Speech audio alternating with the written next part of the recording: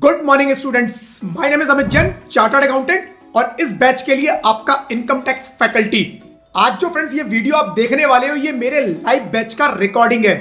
आपको फ्रेंड्स पता ही है लाइव क्लास में कभी कभी कुछ एक्स्ट्रा मसाला भी रिकॉर्ड हो जाता है, लेकिन टेंशन बिल्कुल मत लेना। मैंने वो सारा मसाला, वो सब अनवांटेड पार्ट क्लीन कर दिया है। अब आपको मिलेगा सिर्फ पूरा स्टडी कंटेंट, नो बकवास, ओनली टैक्स की बात। इस बैच का फ्रेंड्स पूरा स्टडी मटेरियल डाउनलोड का लिंक आपको वीडियो के डिस्क्रिप्शन में फ्री डाउनलोड लिंक से मिल जाएगा। सजेशन बस इतना ही है कि इस वीडियो के साथ साथ मटेरियल खोल के पढ़ोगे तो डबल फायदा होगा। फ्रेंड्स ये बैच फुल्ली अपडेटेड है और आपके एग्जाम के लिए मार्च 2026 तक एप्लीकेबल है।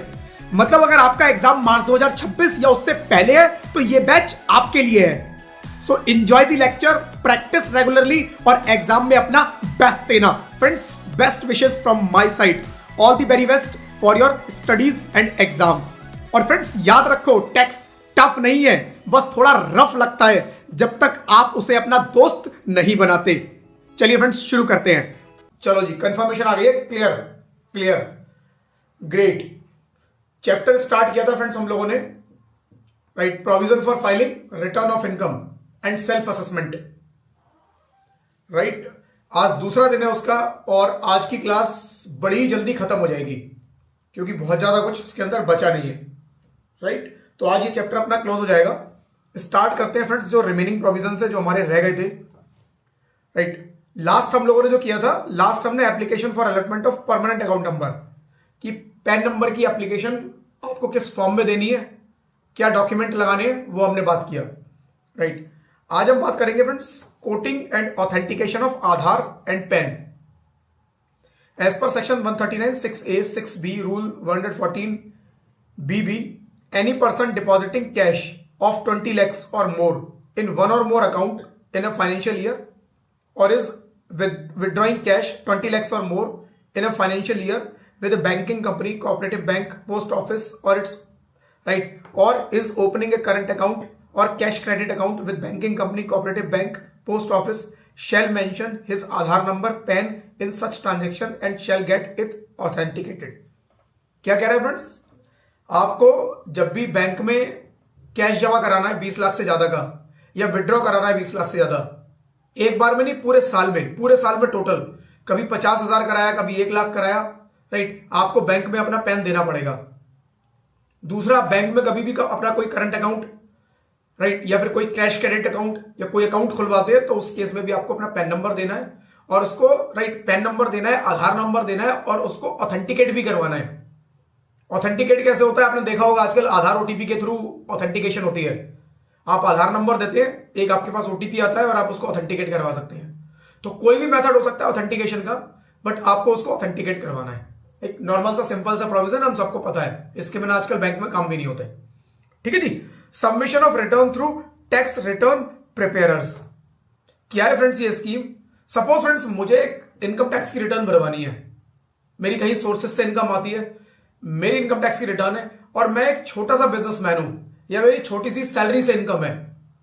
मैं एक सीए के पास जाता हूं, एक एडवोकेट के पास जाता हूं, एक लॉयर के पास जाता हूं, राइट, किसी टैक्स कंसल्टेंट के पास जाता हूं रिटर्न फाइल कराने के लिए। मैंने उन्हें डिटेल बताई, मैंने उनसे पूछा फीस, उन्होंने बोला जी 5,000 रुपीज।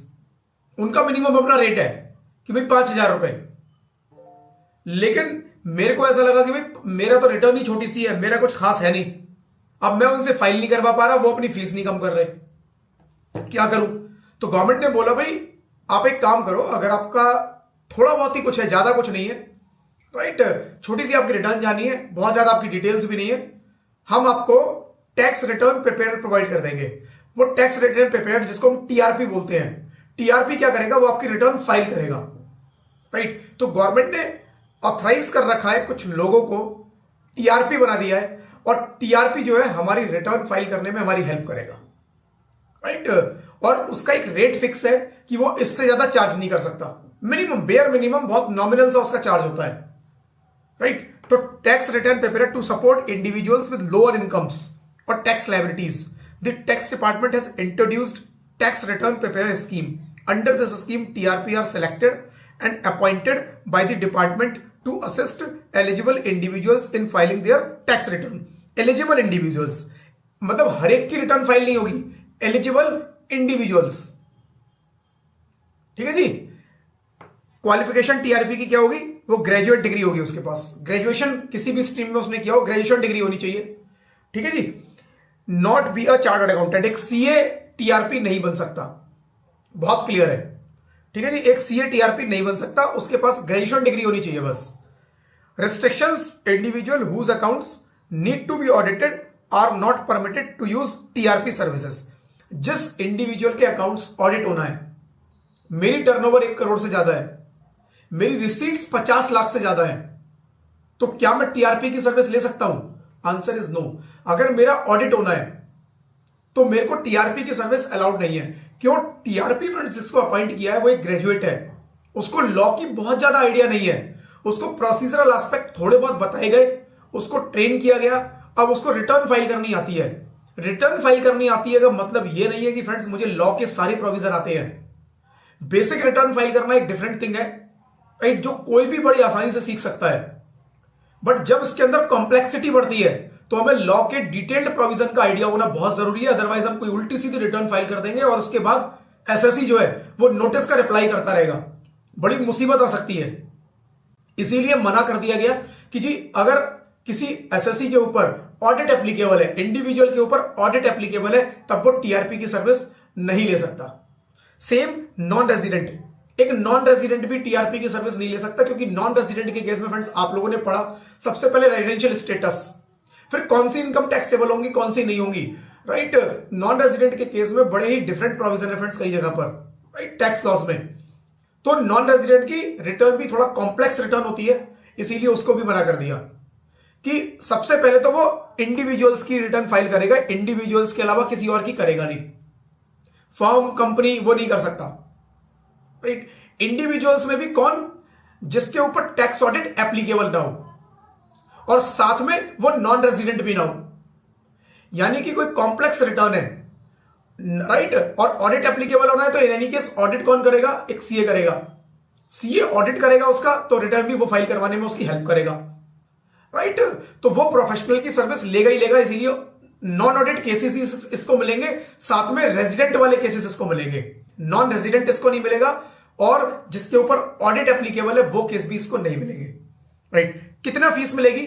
फीस इसको मिलेगी the department pay TRP commission of 3% of the tax paid. तो जितना भी वो एसएससी डिपार्टमेंट को टैक्स पे कर रहा है, राइट, जितना भी एसएससी, मान लो एसएससी अपनी रिटर्न फाइल करता है, जो उसकी रिटर्न फाइल होती है, राइट, आईटीआर फाइल होती है, उसकी टोटल इनकम जो आती है, टोटल इनकम जो भी आती है उसके ऊपर टैक्स लायबिलिटी जो आती है वो निकालो।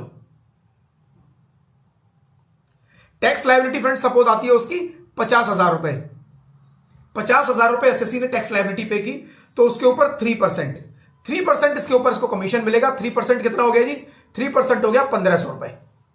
बट 1,500 नहीं मिलेंगे, इसमें मैक्सिमम का कैप है कि मैक्सिमम जो इसको मिल सकते हैं वो मिल सकते हैं फ्रेंड्स 1,000 रुपीज, यानी कि 1,000 के ऊपर जितना भी कमीशन बनेगा वो नहीं मिलेगा, उसे मैक्सिमम 1,000, यानी कि 3% और मैक्स 1,000, राइट। इन दोनों में जो भी लोअर अमाउंट होगा वो उसे मिल जाएगा, राइट। मान लो टैक्स लायबिलिटी आती मान लो 10,000 रुपए, 10,000 रुपए आती, तो टैक्स कितना बनता है? इंटू 3%, कमीशन कितना बनता है? इंटू 3%, 3% मतलब 300 रुपए, तो उसको कमीशन कितना मिलता? केवल 300 रुपए का, यानी कि कमीशन 1,000 से क्रॉस नहीं करेगा।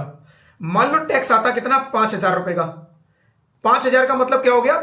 इंटू 3%, 150 रुपए, 150। यहां पर फ्रेंड्स एक मिनिमम का कैप भी है कि मिनिमम उसको जो मिलेगा वो 250 रुपए मिलेगा, यानी मैक्सिमम 1,000 और मिनिमम 250 मिलना ही मिलना है, 250 से कम नहीं जाएगा और 1,000 रुपए से ऊपर नहीं जाएगा। बट यहां पर जो प्रोविजन है फ्रेंड्स वो ध्यान से समझना, यहां पर डिपार्टमेंट जो उसको पे करेगा, सपोज उसकी टैक्स लायबिलिटी 10,000 की थी, तो डिपार्टमेंट टीआरपी को कमीशन पे करेगा 300 रुपए, 250 से ज्यादा है डिपार्टमेंट उसको पे कर देगा। यहां पर 1,500 बनता है तो उसको 1,000 पे कर देगा, कौन? डिपार्टमेंट टीआरपी को पे करेगा, ठीक है जी, कर दिया। अब उसका मान लो यहां पर 5,000 वाले केस में 1,500 रुपए कमीशन बना, तो क्या डिपार्टमेंट उसे मिनिमम जो 250 है वो पे करेगा? Answer is no. डिपार्टमेंट उसको 150 ही पे करेगा, 3%। डिपार्टमेंट 3% पे करेगा। जो इसका डिफरेंस है, 250 और 150, 100 रुपीज, वो एसएससी जिसकी रिटर्न फाइल कर रहा है वो उससे लेगा। 100 रुपए वो एसएससी से चार्ज करेगा कि जी आप जो है 100 रुपए मुझे दो, राइट, 100 रुपए आप मुझे दो। अब ये पढ़ लेते हैं एक बार प्रोविजन क्या लिखा है, right. Department pay TRP commission 3% to the tax paid on the declared income in the return और maximum 1000 whichever is lower. 3% और 1000 whichever is lower. A minimum payment of 250 is guaranteed. If the calculated commission is less than 250, the TRP can collect the difference from the taxpayer whose return is being filed. जिसकी भी return file हो रही है, जो short amount है 250 से कम पड़ गया, वो उससे रिकवर करेगा। यहां पर फ्रेंड्स, जब भी आप किसी टीआरपी के पास जाओगे और आप उससे पूछोगे रिटर्न फाइल करना है, वो कहेगा जी कर दूंगा। प्रैक्टिकली बता रहा हूं आपको, आप उससे पूछोगे चार्जेस, वो कहेगा 250। वो आपको ये 3% वाली बात ही नहीं बताएगा। यही हो रहा है, वो आपसे सीधा 250 चार्ज कर लेगा। जो कमीशन मिल रहा है वो अलग, वो बताते ही नहीं। जबकि उसे आपसे केवल तब चार्ज करना है जब वो 250 में कुछ शॉर्टेज रह जाती है। अगर उसके वो 250 पूरे हो जाते हैं तो उसे डिपार्टमेंट से मिलेगा, उसे उसका कमीशन मिलेगा। उसे केवल चार्ज तभी करना है जब वो 250 से शॉर्टफॉल है। लेकिन प्रैक्टिकली मार्केट में वो फ्लैट आपसे 250 रुपए चार्ज कर लेते हैं और प्लस जो कमीशन मिल रहा है वो अलग। तो ये प्रैक्टिकल बात एग्जाम में नहीं लिखनी है, कुछ नहीं मिलेगा, जीरो बटा सन्नाटा नंबर, ठीक है। एग्जाम में ये प्रोविजन लिखना है, बट प्रैक्टिकली मैं आपको बता रहा हूं, कभी आप टीआरपी के पास जाओगे तो आप उसको बोल सकते हो कि भाई मेरे को रिटर्न फाइल करवानी है। और वैसे तो देखो, ये चैप्टर कंप्लीट होने के बाद, ये कोर्स कंप्लीट होने के बाद आप लोग अपनी रिटर्न खुद फाइल कर सकते हो। आपको कहीं जाने की जरूरत नहीं है, आपको प्रोविजंस का सारा आइडिया होगा। इट इज जस्ट कि फॉर्म में कहां फिल करना है वो आपको देखना है, और वो आप पढ़ोगे आपको इजीली समझ में आएगा, ठीक है जी। एग्जाम्पल भी दिया हुआ है, if tax paid on return bye TRP is 1 lakh, the commission would be 3% of 1,03,000, but maximum 1000। तो टीआरपी का कमीशन 1000, टैक्स पेड 25,000, कमीशन 3%, 750 पूरे मिल जाएंगे। 750 क्योंकि 1000 से कम है, मिनिमम 250 तो मिलेगा ही मिलेगा। टैक्स पेड 2000, कमीशन 3%, 60 रुपए, 190 रुपए वो क्या करेगा, टैक्स पेयर से रिकवर करेगा 250 तक पूरे करने के लिए। तो 250 मिनिमम, मैक्सिमम 1000, ठीक है जी। कोई डाउट हो तो पूछ लो, सिंपल सा फ्रेंड्स प्रोविजन है। The next friends, verifying the return of income. ITR file कर दी मैंने, उसको वेरीफाई भी करवाना है। वेरीफाई कैसे होती है? वेरीफाई करने के मल्टीपल मोड होते हैं। आप वेरीफाई रिटर्न को क्या कर सकते हो, रिटर्न फाइल करने के बाद उसका एक प्रिंट निकलता है, एक्नॉलेजमेंट का प्रिंट। वो प्रिंट निकलेगा और आप उस प्रिंट पे साइन करोगे। जो भी ऑथराइज्ड सिग्नेटरी है उसको साइन करेगा, और सीपीसी बेंगलुरु का एड्रेस है, आप वहां पर उसको भेज दो, राइट। पहला तरीका। दूसरा तरीका, आप उसको ऑनलाइन वेरीफाई कर सकते हो यूजिंग आधार से ऑथेंटिकेट करो और आधार से ई वेरीफाई करो, इमीडिएटली वेरिफिकेशन डन। तीसरा तरीका डीएससी से हो जाती है, डिजिटल सिग्नेचर लगा के। तो मल्टीपल मोड फ्रेंड्स अवेलेबल है अपनी रिटर्न को वेरीफाई कराने के। यहां पर क्वेश्चन ये है कि वेरीफाई ठीक है करा देंगे, लेकिन करेगा कौन? Who is authorised to verify the return? तो यहां पर हम बात कर रहे हैं सेक्शन 140 में, the process of verifying the return of income varies based on the tax type of taxpayer. Below are the guidelines for different individuals and entities. Who will verify? अगर इंडिविजुअल है, एक individual अपनी return file कर रहा है, मैं अपनी return file कर रहा हूं, आप अपनी रिटर्न फाइल कर रहे हो, तो उस केस में कौन वेरीफाई करेगा? Return should be verified by individual himself. मुझे खुद करनी है, इंडिविजुअल को खुद अपनी रिटर्न वेरीफाई करनी है। If individual enables to verify the return, it may be verified by agent. Agent कौन? जिसको उसने अपॉइंट कर दिया कि आप मेरे बिहाफ पर ऑथराइज्ड हो। नॉर्मली पावर ऑफ अटॉर्नी के थ्रू हम किसी को ऑथराइज कर सकते हैं कि भाई आप मेरी तरफ से ऑथराइज्ड हो, और वो उसके बिहाफ पे काम कर सकता है, राइट। तो उसका अगर एजेंट है, कॉपी ऑफ पावर अटॉर्नी के बेसिस पे वो रिटर्न को वेरीफाई कर सकता है। किसी रीजन से मैं वेरीफाई नहीं कर पा रहा हूं, कोई भी XYZ रीजन हो सकता है, कोई मेडिकल रीजन हो सकता है, मैं यहां अवेलेबल नहीं हूं उसका रीजन हो सकता है, तो मैं किसी को ऑथराइज कर दूंगा कि you are authorised in my absence, right.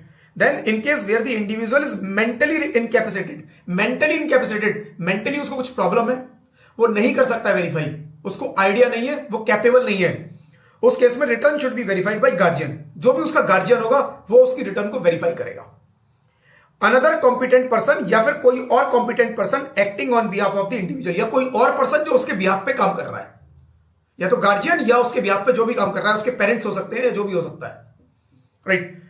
Hindu undivided family, HUF की रिटर्न जानी है, एचयूएफ की भी सेपरेट रिटर्न जाएगी। कौन वेरीफाई करेगा? कर्ता, क्योंकि एचयूएफ का सब कुछ कौन करता है? कर्ता।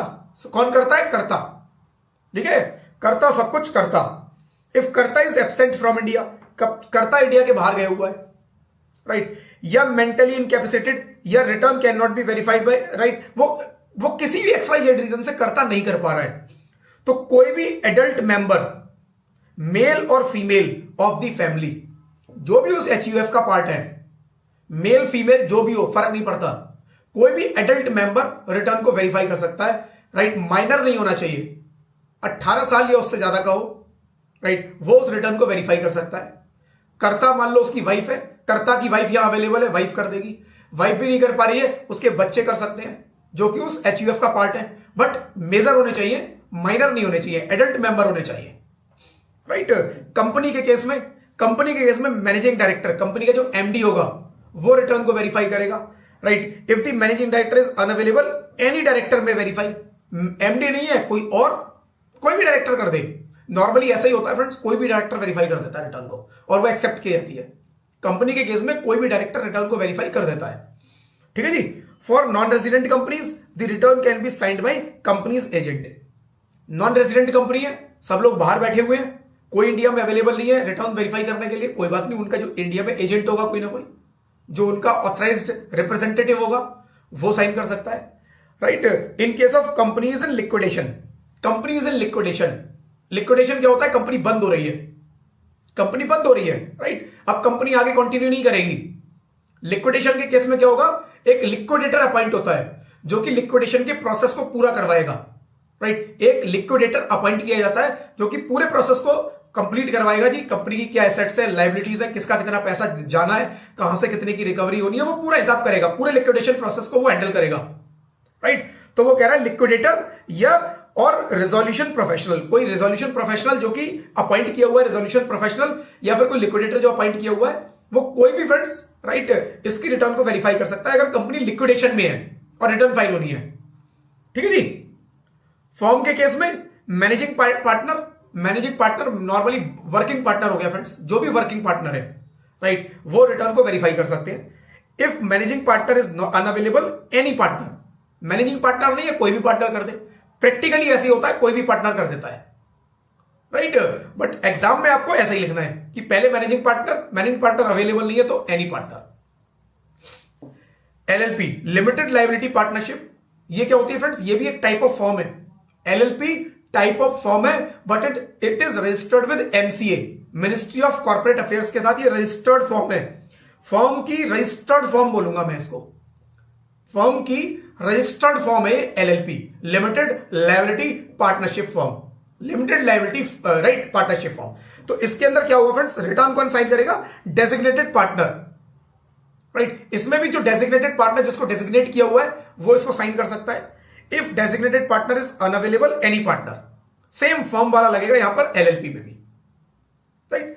देन लोकल अथॉरिटी, कोई लोकल अथॉरिटी है तो उसका जो प्रिंसिपल ऑफिसर है, राइट, जो भी उसका प्रिंसिपल ऑफिसर है वो उसको साइन कर सकता है। कोई पॉलिटिकल पार्टी है, उसका जो चीफ एग्जीक्यूटिव ऑफिसर है, राइट, वो उसको साइन कर सकता है। कोई और एसोसिएशन है तो कोई भी उसका प्रिंसिपल ऑफिसर होगा वो साइन कर देगा रिटर्न को, राइट। तो कोई भी प्रिंसिपल ऑफिसर रिटर्न को वेरीफाई करा सकता है। तो ये लोग थे फ्रेंड्स जो रिटर्न को वेरीफाई कर सकते हैं। रिटर्न फाइल होनी है, रिटर्न को वेरीफाई करवाना है। Who is authorised to verify return? These people are authorised to verify income tax return, right. And then बात करेंगे, अच्छा, if principal officer is unavailable, any member of association, कोई और कहीं पर भी, ये रूल मैं बताता हूं, कहीं पर भी है कि अगर मेन बंदा अवेलेबल नहीं है तो उसका जो दूसरे मेंबर है, मेन पार्टनर अवेलेबल नहीं है तो बाकी जो पार्टनर है, एमडी अवेलेबल नहीं है तो बाकी सारे डायरेक्टर, कर्ता अवेलेबल नहीं है तो बाकी फैमिली मेंबर, राइट। सब जगह कॉमन है, देखो लॉजिक कॉमन है, नाम चेंज हो रहे हैं बस, ठीक है। Any other person return can be signed by themselves by someone competent to act on their behalf, right. कोई और पर्सन जो कॉम्पिटेंट है वो भी कर सकता है साइन, ठीक है। तो ये नॉर्मल प्रोविजन, एक नॉर्मली अगर मैं नहीं भी बताता तो नॉर्मली इजीली आप लोग समझ सकते थे भाई कौन साइन करेगा, ठीक है। चलो जी, particulars required to be furnished with the return of income in certain specified cases. क्या क्या आपको रिटर्न के साथ डिटेल्स फिल करनी है, right. Particulars required to be furnished with the return of income, return के साथ मुझे क्या क्या डिटेल्स देनी रहेगी, राइट। कुछ मैंडेटरी डिटेल्स होती है फ्रेंड्स जो आपको देनी होती है, उन्हीं के बारे में बात करेंगे। Section 139(6), section 139(6) prescribe form of return of income shall in specific cases require the assessee to furnish the following details. Particulars of income exempt from tax. जो भी इनकम एग्जेम्प्टेड है, आप बोलोगे जी इनकम एग्जेम्प्टेड है, मैं उसको रिटर्न में क्यों दिखाऊं, उस पर टैक्स ही नहीं लगना, एग्जेम्प्टेड है वो। लेकिन वो कह रहा है कि एग्जेम्प्टेड इनकम आपको रिटर्न में दिखानी है। जो भी एग्जेम्प्टेड इनकम है, एग्जेम्प्टेड है मान लिया, हम उसके ऊपर टैक्स नहीं लगा रहे, लेकिन आप हमें बताओ कि कौन कौन सी रिटर्न है जो आपकी एग्जेम्प्टेड है, कौन कौन सी इनकम है आपकी जो एग्जेम्प्टेड है, वो आप मेंशन करो उसके अंदर। एग्रीकल्चर इनकम हो गई, एग्जेम्प्टेड है। कैपिटल गेन के केस में friends, long term capital gain under section 112A 112A जो शेयर सिक्योरिटीज वाला होता है, जिसके अंदर 1.25 लाख रुपए तक कोई टैक्स नहीं लगता, एग्जेम्प्टेड। ऐसे बहुत सारे केस फ्रेंड्स आपको मिलेंगे जहां पर इनकम एग्जेम्प्टेड है, फुल्ली इनकम एग्जेम्प्टेड या पार्शियल इनकम एग्जेम्प्टेड, कुछ लेवल तक एग्जेम्प्टेड, कुछ सर्टेन लिमिट तक एग्जेम्प्टेड। आपको रिपोर्ट करनी है, दिखानी है उसके अंदर, और वहां पर एग्जेम्पशन क्लेम करनी है, रिटर्न के अंदर दिखानी है। ऐसा नहीं है कि उसको रिटर्न को दिखाने से छोड़ देना है मुझे, राइट। देन बात करता है asset of the prescribed nature and value. जो भी उसके अंदर मैंडेटरी मानी है, जो भी प्रेस्क्राइब्ड एसेट्स है, वो सारी आपको उसके अंदर दिखानी पड़ेंगी, right.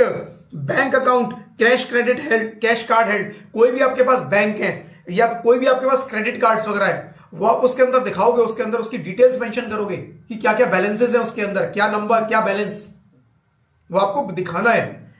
Expenditure exceeding the prescribed limit, कोई एक्सपेंडिचर आपने किया, कोई खर्चा किया लिमिट से ज्यादा, एक प्रेस्क्राइब्ड लिमिट, जहां जहां आपने एक्ट में प्रेस्क्राइब्ड लिमिट पड़ी कि भाई इतने का होना चाहिए, इतना आपने उससे ज्यादा खर्चे कर दिए, आपको रिटर्न के अंदर दिखाना है, छुपाना नहीं है उनको, ठीक है जी। तो जो मैंडेटरी डिटेल्स है रिटर्न के अंदर वो आपको भरनी है वहां पर, सिंपल।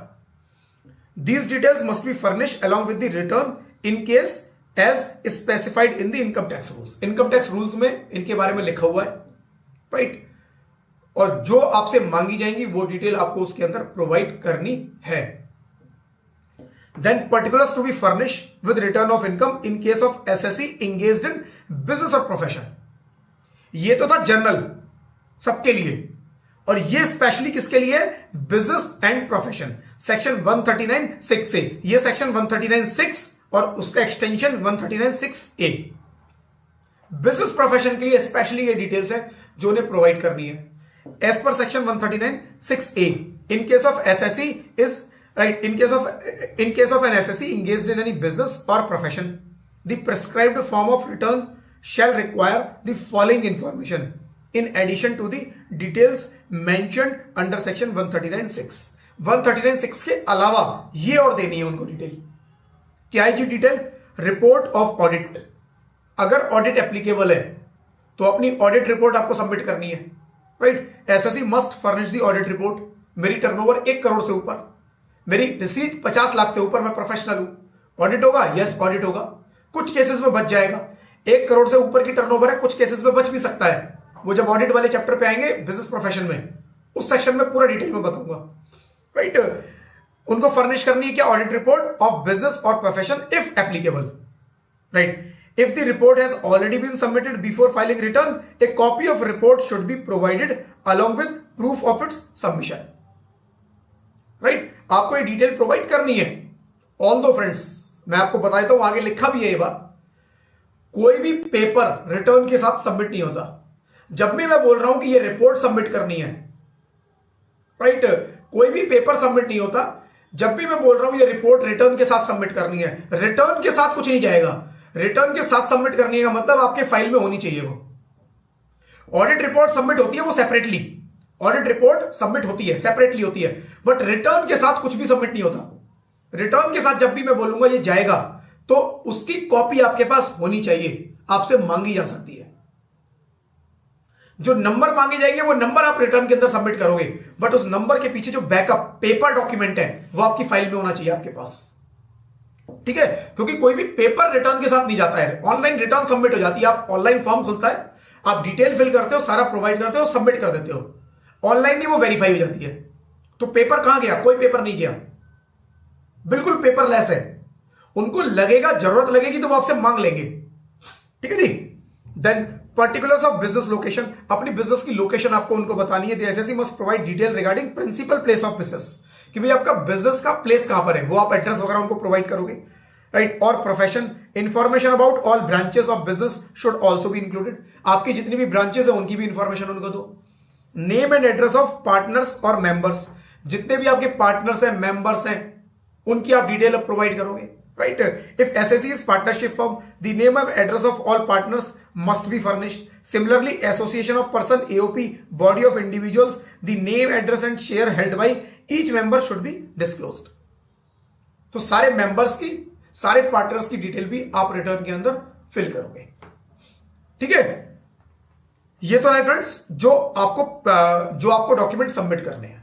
बाकी जब भी आप रिटर्न फाइल करते हो प्रैक्टिकली, उसके अंदर क्या होता है मैं आपको बताता हूं। रिटर्न फाइल करोगे, हर कॉलम में ना कुछ कॉलम मैंडेटरी होंगे, कुछ कॉलम ऑप्शनल होंगे।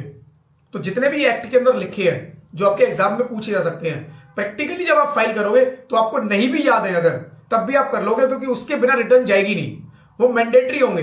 जब आप रिटर्न सबमिट करोगे और आपने उसमें फिल नहीं किया कुछ, तो वो आपसे फिल करवा के मानेगा, उसके बाद ही वो रिटर्न में आगे बढ़ेगा, राइट। या तो आप उसे जीरो कर दो, है और जीरो कर दिया वो भी गलत है, तो जीरो है और तो जीरो नहीं करना, फिर उसमें बताना है। तो प्रैक्टिकली वो आपको रिटर्न भरना ही नहीं देगा अगर आपने मैंडेटरी इंफॉर्मेशन प्रोवाइड नहीं की है। बट एग्जाम के लिए ये आपको लिखना चाहिए, आना चाहिए कि आपको ये बताना पड़ेगा कि भाई मैंडेटरी इंफॉर्मेशन क्या क्या है जो उसके अंदर भरनी रहेगी, ठीक है। Defective return of income, defective return क्या हुई? मैंने रिटर्न फाइल की, मैंने रिटर्न डिपार्टमेंट को फाइल की, राइट, और फाइल की रिटर्न, और रिटर्न जो है डिफेक्टिव हो गई, उसके अंदर कोई डिफेक्ट निकल के आ गया।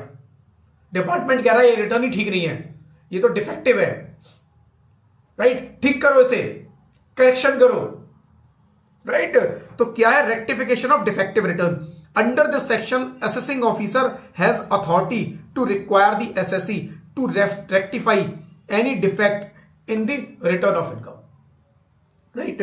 तो असेसिंग ऑफिसर के पास फ्रेंड्स राइट है कि किसी, अगर आपकी रिटर्न के अंदर डिफेक्ट होता है, कौन कौन से डिफेक्ट अभी डिस्कस करेंगे, कौन कौन से डिफेक्ट हो सकते हैं रिटर्न में।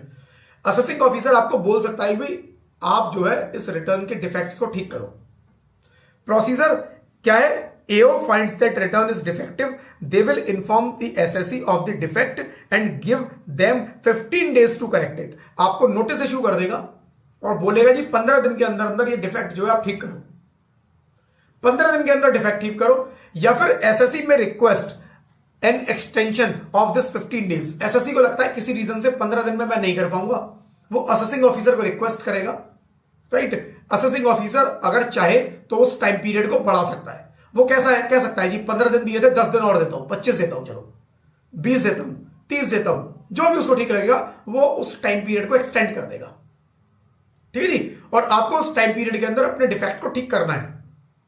Now consequences of non rectifying the return, अगर आपने रिटर्न रेक्टिफाई नहीं की, ठीक नहीं की, तो उसके कॉन्सिक्वेंसेज क्या होंगे? If defect is not rectified within the stipulated time, जो भी टाइम प्रोवाइड किया उसके टाइम में आपने रिटर्न को ठीक नहीं किया, और एक्सटेंडेड टाइम पीरियड में टाइम एक्सटेंड किया उसमें भी ठीक नहीं किया, the return will be considered invalid.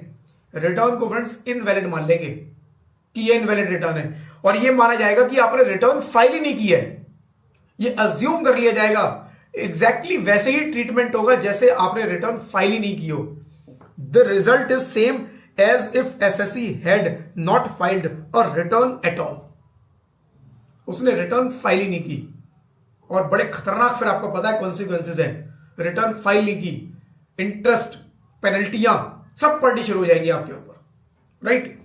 Rectify after deadline, deadline के बाद रेक्टिफाई किया। असेसिंग ऑफिसर ने बोला 15 दिन में कर देना, मैंने किया 18 दिन में, 20वें दिन किया। असेसिंग ऑफिसर ने बोला जी 15 दिन में, आपने बोला जी 15 दिन में सर नहीं कर सकता, थोड़ा एक्स्ट्रा टाइम दे दीजिए। उन्होंने कहा कोई बात नहीं 25 दिन में कर देना, 10 दिन बढ़ा दे रहा हूं। आपने 25 दिन में भी नहीं किया, ना ही 15 दिन में किया, ना ही एक्सटेंडेड जो टाइम था उसके अंदर आपने रिटर्न को वेरीफाई किया। क्या होगा? If your right, if the defect is corrected after the deadline, किया बट डेडलाइन के बाद किया, विद इन टाइमलाइन आपने नहीं किया, but before the assessment is completed, the AO may condone the delay and treat the return as valid. उसने time दिया आपको 15 दिन का, आपने 20 दिन में किया उस रिटर्न को 20 दिन में किया। असेसिंग ऑफिसर ने अभी असेसमेंट कंप्लीट नहीं किया है और आपने लेट कर दिया। असेसिंग ऑफिसर चाहे तो उस डिले को एक्सेप्ट कर सकता है, उसकी डिस्क्रिप्शन है। अब आप उसकी रहमो करम पर हो, वो चाहेगा तो आपको छूट दे देगा, वो चाहेगा तो आपकी लगा देगा, राइट। तो पहले तो टाइम से कर दो, नहीं हुआ है कर तो दो एटलीस्ट, फिर आप असेसिंग ऑफिसर से रिक्वेस्ट कर सकते हो सर ये हो गया था, वो हो गया था, थोड़ा आप देख लो। वो चाहेगा तो कर देगा, उसके हाथ में पावर है, वो उसको एक्सेप्ट कर लेता है और नॉर्मली कर लेते हैं, राइट। तो वो उसको एक्सेप्ट कर लेगा और वो आपकी रिटर्न जो है फिर वैलिड मानी जाएगी। लेकिन शर्त यही है कि असेसिंग ऑफिसर ने उससे पहले असेसमेंट कंप्लीट ना कर दिया हो, राइट। असेसमेंट कंप्लीट ना कर दिया हो। अब आप बोलोगे कि असेसमेंट कंप्लीट कैसे हो जाएगा, रिटर्न तो डिफेक्टिव है। तो कल भी फ्रेंड्स मैंने बताया था, एक होता है best judgment of assessment. Best judgment of assessment में क्या होता है? असेसिंग ऑफिसर के पास इंफॉर्मेशन नहीं आ रही है, आप सपोर्ट नहीं कर रहे हो, आप डिटेल प्रोवाइड नहीं कर रहे, आप रिटर्न फाइल नहीं कर रहे, रिटर्न रेक्टिफाई करने के लिए बोला आप रेक्टिफिकेशन नहीं फाइल कर रहे। असेसिंग ऑफिसर क्या करेगा? बेस्ट जजमेंट ऑफ असेसमेंट, अपने हिसाब से असेसमेंट कर देगा on the basis of available data, on the basis of available data of previous years he will do assessment, best judgment of assessment. उसके पास पावर है, राइट। और वो best judgment of assessment in any case आपके favour में तो नहीं होगी, वो होगी आपके अगेंस्ट ही। वो निकालेगा तो उसमें फालतू टैक्स। इन एनी केस डिपार्टमेंट कभी कम टैक्स तो निकालता ही नहीं, वो हमेशा हायर साइड पे चलता है, राइट। तो फ्रेंड्स उससे बचने के लिए मुझे टाइम से फाइल करनी है, लेकिन अगर मैं नहीं बच पाया, मैंने लेट फाइल की, तो वो बेस्ट जजमेंट ऑफ असेसमेंट करके मेरी डिटेल डिमांड निकाल सकता है। बट यस, मैं लेट भी फाइल कर सकता हूं, लेकिन असेसमेंट ना हुआ हो, बस असेसमेंट हो गया फिर आप कुछ नहीं कर सकते, ठीक है। सिचुएशंस ऑफ डिफेक्टिव रिटर्न, अब कौन कौन सी सिचुएशन है जब रिटर्न डिफेक्टिव मानी जा सकती है, right. Return of income will be deemed defective under the following circumstances. Number 1, incomplete और incorrect information. आपने इनकम्प्लीट या इनकरेक्ट इंफॉर्मेशन प्रोवाइड किया है, जो इंफॉर्मेशन उसके अंदर प्रोवाइड की, उन्होंने मांगा कुछ, आपने प्रोवाइड कुछ और ही कर दिया, आप गलत डिटेल प्रोवाइड कर रहे हो रिटर्न के अंदर, डिफेक्टिव। इनकरेक्ट और इनकम्प्लीट एंट्रीज, कुछ वहां पर कुछ कॉलम्स, कुछ एंट्रीज आपको डाली थी, दोनों कॉलम दोनों बेसिकली सेम नेचर की है फ्रेंड्स, राइट। तो डिटेल कुछ प्रोवाइड करनी थी, कुछ राइट एनेक्चर प्रोवाइड करने थे, कुछ नए कॉलम क्रिएट करने थे, या कुछ आपको जो भी डिटेल प्रोवाइड करनी थी वो इनकम्प्लीट है या इनकरेक्ट है, उस केस में रिटर्न डिफेक्टिव हो जाएगी। No books of accounts maintained, आप कोई बुक्स मेंटेन नहीं करते, आप कहते हो जी मेरे ऊपर बुक्स ऑफ अकाउंट्स मेंटेनेंस की रिक्वायरमेंट ही नहीं है, बुक्स ऑफ अकाउंट्स मेंटेन नहीं करने, कोई बात नहीं आपके ऊपर, क्योंकि रिक्वायरमेंट नहीं है, राइट। सेक्शन 44AA बिजनेस के चैप्टर में आएगा, ये डील करता है कि कौन कौन सी बुक्स आपको मेंटेन करनी है। आपने पढ़ा जी 44AA, आपने कहा जी मेरा बिजनेस है, लेकिन 44AA मेरे ऊपर लगता ही नहीं, मेरा उतना बड़ा बिजनेस ही नहीं है, मेरी रिक्वायरमेंट ही नहीं है। आपने कहा जी मैं कोई बुक्स मेंटेन नहीं करता, उसने कहा कोई बात नहीं, if the SSC does not maintain regular books of accounts the return must be accompanied by, कह रहा है ये डिटेल तो आपको देनी पड़ेगी फिर भी, क्या क्या? स्टेटमेंट शोइंग टर्नओवर, आपको अपना टर्नओवर बताना पड़ेगा, आपको ग्रॉस रिसीट बतानी पड़ेगी, आपको ग्रॉस प्रॉफिट, एक्सपेंसेस मोटा मोटा बताना पड़ेगा, टोटलिटी में कितना है बताओ, right. Basis use to compute the amount in statement, आपने किस बेसिस पे इन अमाउंट को कैलकुलेट किया है वो भी बताओ आप हमें। आप बुक्स मेंटेन मत करो, बट मोटा मोटा डिटेल तो हमें बताओगे, वो आपको बताना पड़ेगा।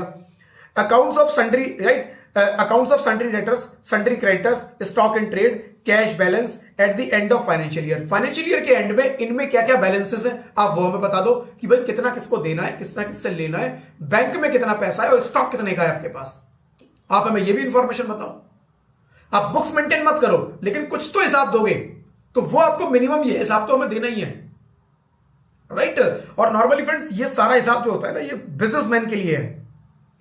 आप देखोगे भाई डेटर्स क्रेडिटर्स किसके होंगे, बिजनेस के होंगे, स्टॉक किसका होगा, बिजनेस का होगा, राइट, बिजनेस का ही होगा। यहां पर साथ में टर्नओवर किसकी होगी, ग्रॉस एसेट्स किसकी होगी, या तो मेरा बिजनेस है या प्रोफेशन है।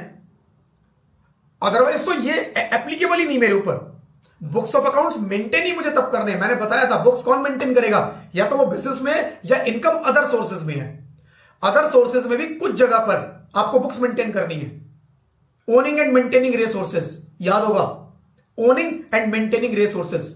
ओनिंग एंड मेंटेनिंग रिसोर्सेज वो कहते हैं जी जितना खर्चा है क्लेम कर लो, हिसाब मेंटेन करना पड़ेगा, तो वहां पर आपको बुक्स मेंटेन करनी है। लेकिन आपको बुक्स की रिक्वायरमेंट नहीं है, कोई बात नहीं, आप ये चीजें मुझे दो बस। ये 3-4 चीजें हैं वो मिनिमम मेरे को बतानी है, रिटर्न के अंदर रिपोर्ट करनी ही करनी है। अगर आपने ये रिपोर्ट नहीं की, डिफेक्टिव रिटर्न।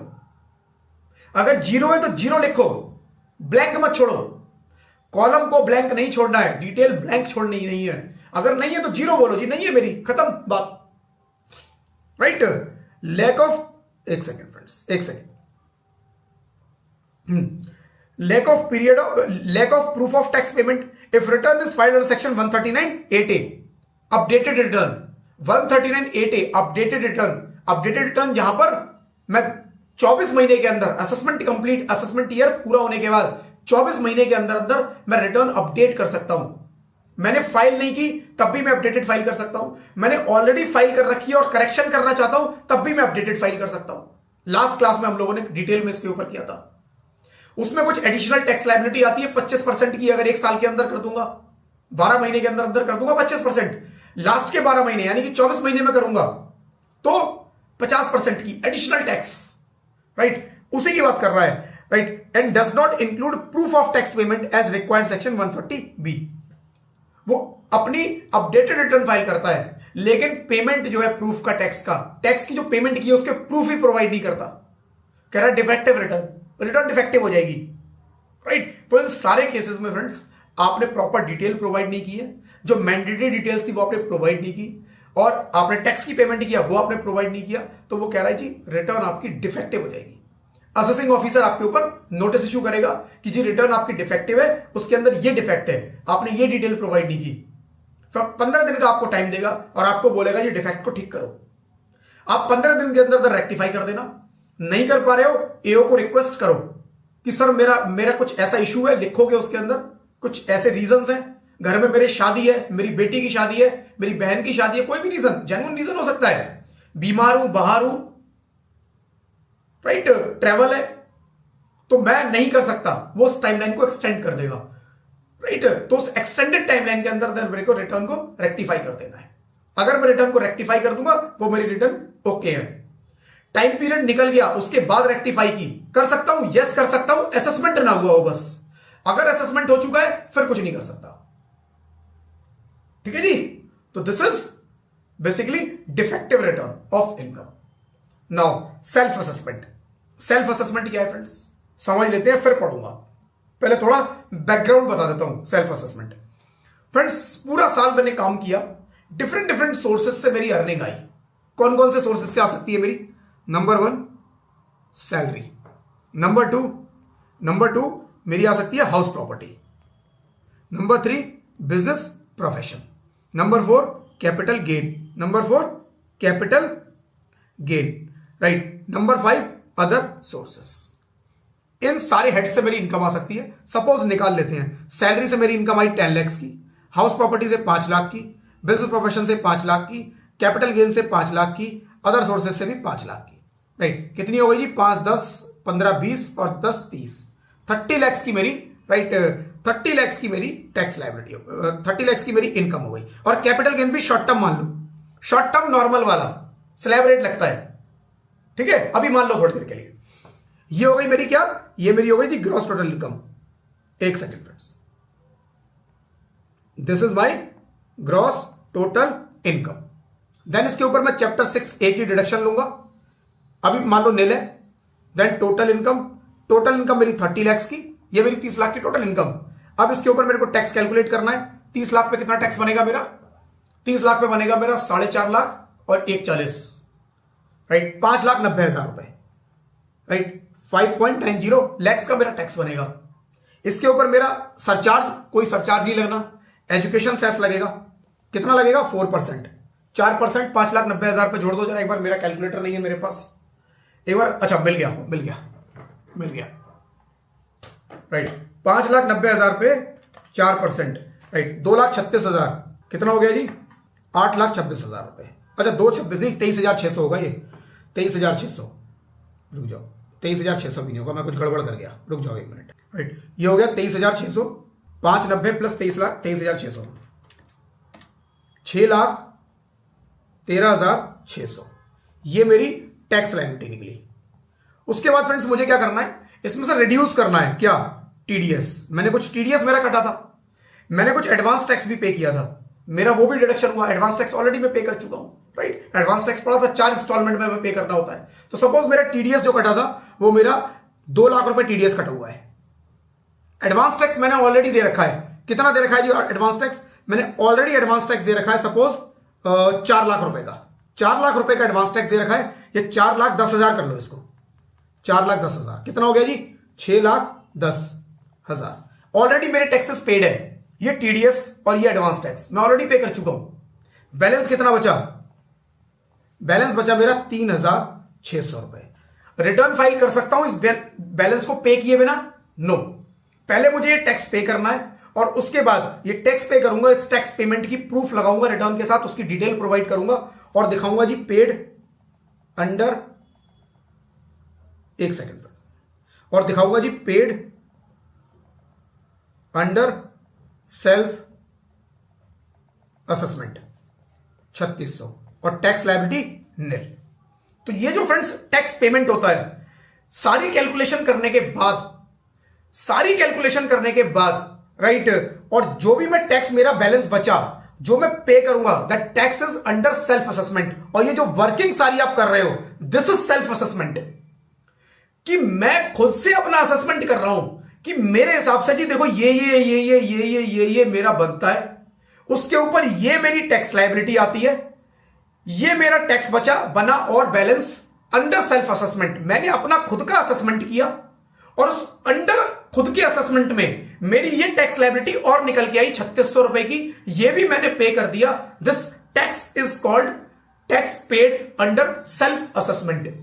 जब आप चालान पे करते हो ना फ्रेंड्स, उसके अंदर एक कॉलम होता है जो आपको भरना होता है कि आप टैक्स कौन से, बेसिकली आप टैक्स किस हेड में भर रहे हो, तो वहां पर आपको टिक करना होता है अंडर सेल्फ असेसमेंट।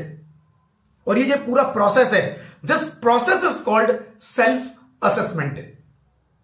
ठीक है जी, सेल्फ असेसमेंट सिंपल, मुझे अपनी कंपटीशन बनानी है, खुद को असेस करो।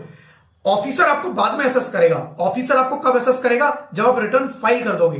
बट फाइलिंग से पहले मैं खुद को खुद असेस करता हूं। कैसे असेस करता हूं? अपनी हर हेड में इनकम निकालूंगा, राइट, हर हेड में अपनी इनकम निकालूंगा, फिर उसके बाद मैं खुद एग्जेम्पशन डिडक्शंस क्लेम कर लूंगा, टोटल इनकम निकालूंगा, टैक्स की लायबिलिटी निकालूंगा, सारे टीडीएस एडवांस टैक्स को एडजस्ट कर लूंगा। एडजस्टमेंट के बाद जो बैलेंस आया, this balance is tax payable under self assessment. मैंने इसको पे कर दिया, इसका प्रूफ लगाया रिटर्न के अंदर, tax paid under self assessment, and this return is called return filed, right, under self assessment. आप सेल्फ असेसमेंट करके अपनी रिटर्न को फाइल करोगे, right. This is basically self assessment. देखो फ्रेंड्स, प्लस नंबर से कॉल आ रही है मेरे पास। अभी सुबह सुबह ये लोग स्पैमिंग कॉल शुरू हो चुकी है। कभी आए तो उठाना मत, उठा भी लो तो कुछ डिटेल मत प्रोवाइड करना। ये बीच में मैं बोल रहा हूं, ये कई बार आती है, वीकली मेरे पास 2 या 3 कॉल जरूर आती है, और इसमें कुछ ना कुछ आएगा। आपका कुरियर है, आपका, राइट, आपका कुरियर है, अभी उठाते हैं, अच्छा कट गया फोन, मैं अभी उठाता लाइव आप लोगों को दिखाता, फोन कट गया, राइट। आपका कुरियर आया है, आपका टेलीकॉम डिपार्टमेंट से, कस्टम डिपार्टमेंट से, ये कंप्लेंट वो कंप्लेंट, कभी भी प्लीज कोई डिटेल प्रोवाइड नहीं करनी है, सब फेक कॉल आ रही है। सुबह 8:45 बजे मेरे पास कॉल आ चुकी है, और हफ्ते में 3 या 4 कॉल पक्की है, इतनी ज्यादा कॉल कर रहे हैं लोग। ठीक है, चलो टॉपिक पे वापस आते हैं, सेल्फ असेसमेंट, ठीक है ना। तो ये फ्रेंड्स पूरा प्रोसेस जो है, दिस इज सेल्फ असेसमेंट। कि आपको खुद ही खुद को असेस करना है, राइट। अब पढ़ लेते हैं पूरा, वैसे मैंने बता ही दिया, अब ज्यादा कुछ बचा नहीं है। Payment of tax, interest and fees before furnishing return of income, tax liability. If any tax is payable based on the return required under section 139, the assessee must pay the following before filing the return. Tax payable, tax already paid under various provision of the Income Tax Act, tax deducted at source. इनको adjust करने के बाद, after adjusting income tax act में जो भी आपने payment कर रखी है, टीडीएस है, उसको एडजस्ट करने के बाद जो भी आपका टैक्स पेबल आएगा वो आप पे करोगे पहले, जो हमने अभी देखा, राइट। कोई इंटरेस्ट है, फीस है, वो भी आप पे करोगे उसके ऊपर। फीस कब आएगी? रिटर्न लेट फाइल कर रहा हूं। इंटरेस्ट कब आएगा? मैंने एडवांस टैक्स की रिक्वायरमेंट थी, एडवांस टैक्स पे नहीं किया, रिटर्न लेट कर दी, तो और नया एक इंटरेस्ट ऐड हो जाएगा, 234A B C, याद होगा, राइट। Then consequences of failure to pay tax, interest and fees. If SSC fails to pay any part of tax, interest और fees, they will be considered an SSC in default. For the unpaid amount, all the provision of this act shall apply accordingly. आपने अगर बिना पे किए file कर दी, पहली चीज मैं आपको बताता हूं, बिना पे किए रिटर्न फाइल ही नहीं होती। लॉ में लिखा जरूर है, आप जब फाइल करोगे ना और कुछ टैक्स पेबल निकल रहा है, रिटर्न आपकी आगे नहीं बढ़ेगी, वो भरवाएंगे, पहले आप डिटेल भरो। अब आप उल्टी सीधी डिटेल भर के फाइल कर दो तो अलग बात है, ठीक है। उसके बाद अगर आपने भर दिया अमाउंट पेबल है, तो आप क्या हो जाओगे? एसएससी इन डिफॉल्ट, उतने अमाउंट के लिए SSC in default. Order of adjustment of payment, if amount paid by SSC under section 140A is less than the total tax, interest, fees due, amount will be adjusted in the following order. First towards fees, then interest, last amount tax payable. वो कह रहा है जी आपकी total जो tax liability निकली उसके अंदर आपका जो टैक्स था, सपोज आपका टैक्स था सपोज 1 लाख रुपए का, इसके अंदर इंटरेस्ट था, राइट। इंटरेस्ट था सपोज आपका कितने का? इंटरेस्ट सपोज इसमें 10,000 रुपए का ऐड हो गया, ठीक है। आपकी फीस, रिटर्न फीस निकलती है 5,000 लेट फाइलिंग की, तो टोटल आपको कितना करना था? 1,15,000 रुपए, टोटल 1,15,000 गवर्नमेंट को पे करना था। आपने पे कितना किया था? एक्चुअली आपने पे किया सपोज 1,08,000 रुपए, ये आपने पे किया। तो वो कह रहा है जी इस पेमेंट की जो एडजस्टमेंट होगी, जब आपसे डिमांड निकाली जाएगी, एडजस्टमेंट होगी, वो कह रहा है 1,08,000 को पहले तो फीस से एडजस्ट करो, टैक्स से नहीं करना, पहले फीस से एडजस्ट करो। कर दिया जी 5,000 एडजस्ट, और किससे करें? फिर करो इंटरेस्ट से, कर दो जी इंटरेस्ट 10,000, फिर करो बचा हुआ अगर कुछ है तो टैक्स से। कितना बचा जी? बचा जी 93,000, कह रहा 93,000 इससे कर लो, इसमें से 93 कम हो गए, 7,000 बचा। तो आपके पास जो डिमांड आएगी वो कहेंगे जी टैक्स की लायबिलिटी 7,000 की और बची है। अब ऐसा क्यों किया? वो चाहते तो सिंपल बोल सकते थे भाई टैक्स से एडजस्ट कर लो, इंटरेस्ट से कर लो, और आपसे डिमांड कर देते फीस की या इंटरेस्ट की। आपसे ना फ्रेंड्स जब इंटरेस्ट या फीस की डिमांड की जाएगी तो आपको वो चुभेगी बहुत कि मैं क्यों पे करूं, आपको चुभेगी, आपकी इच्छा ही नहीं होगी उसे पे करने की, यार बेकार का ये तो इंटरेस्ट ये फीस मैं क्यों पे करूं। इसीलिए वो कहते हैं जो आपने पे कर दिया हम पहले उसमें से फीस की और इंटरेस्ट की रिकवरी कर लेंगे, वो तो हमने ले लिया। अब जो पेबल है वो तो टैक्स है, बट टैक्स तो तुम्हें देना ही पड़ेगा, टैक्स तो तुम्हारी लायबिलिटी है, इनकम पे है तुम्हारी टैक्स, ये तो तुम्हारा बनता है, राइट। तो डिपार्टमेंट क्या करता है? पहले बोलता है जी पहले फीस और इंटरेस्ट से ही रिकवरी मार लो, ये तो वसूल कर लो पहले, राइट। तो वही हिसाब है फ्रेंड्स, जैसे वो कहते हैं ना कि वो अपने हम लोगों में एक कहावत है कि जो दादा दादी होते हैं उनको मूल से ज्यादा ब्याज प्यारा होता है, ठीक है। तो डिपार्टमेंट का भी कुछ ऐसा ही है कि मूल से ज्यादा ब्याज प्यारा, राइट। तो जो इंटरेस्ट और फीस है उसकी इसलिए वो पहले रिकवरी कर लेते हैं कि ये नो चाहिए, ये तो कहते हैं निकाल लो इससे पहले, टैक्स तो हम ले ही लेंगे, ठीक है। तो बचा हुआ जो है वो टैक्स से करेंगे, और जब आपके पास डिमांड रेज होगी तो वो कहेंगे जी 7,000 का टैक्स आपका और रहता है वो पे कराओ, वो आपसे फीस या इंटरेस्ट नहीं मांगेंगे, वो तो उन्होंने कर लिया एडजस्ट, ठीक है जी। बस यही कह रहा है कि जो आपकी एडजस्टमेंट होनी है वो इस तरह से होनी है कि पहले फीस फिर इंटरेस्ट, कुछ बचा तो टैक्स पेबल से। अगर शॉर्ट पेमेंट है, शॉर्ट पेमेंट की बात हो रही है, अगर पूरा पेमेंट आपने कर दिया तो फिर कोई दिक्कत ही नहीं। शॉर्ट पेमेंट के केस में interest under section 234A and B, interest under section 234A and B क्या क्या है friends? For the purpose of this section, interest under section 234A and B is calculated on the tax on total income declared in the return reduced by advance tax, tax deducted collected at source, right. वो कह रहा है जी ये जो दो interest है 234 ए और B, ए और बी, देखो जी मैं याद दिला देता हूं आपको। एडवांस टैक्स में फ्रेंड्स हम लोगों ने 3 सेक्शन पढ़े थे इंटरेस्ट के। सेक्शन 234 ए, 234 बी, 234 सी, याद होगा 3 सेक्शन। ये जो लगते हैं ये रिवर्स ऑर्डर में लगते हैं। शुरुआत होती है सी से। सी कब लगेगा? एडवांस टैक्स की इंस्टॉलमेंट आपने लेट की, इंस्टॉलमेंट मेरी जानी है, कब जानी है जी? पहली इंस्टॉलमेंट मेरी जानी है 15 जून को, राइट। दूसरी जानी है जी 15 सितंबर को, तीसरी कब जानी है जी मेरी 15 दिसंबर को, और चौथी कब जानी है मेरी 15 मार्च को। ये 4 इंस्टॉलमेंट मेरी जानी है। आपने इनमें डिले किया, डिले करते थे तो आपको याद होगा इसमें 3 महीने का इंटरेस्ट लगता था, इसमें 3 महीने का, इसमें 3 महीने का जो शॉर्ट अमाउंट है, और इस पे 1 मंथ का इंटरेस्ट लगता था, राइट। तो ये इंटरेस्ट आपका ड्यूरिंग द पीरियड लगता है।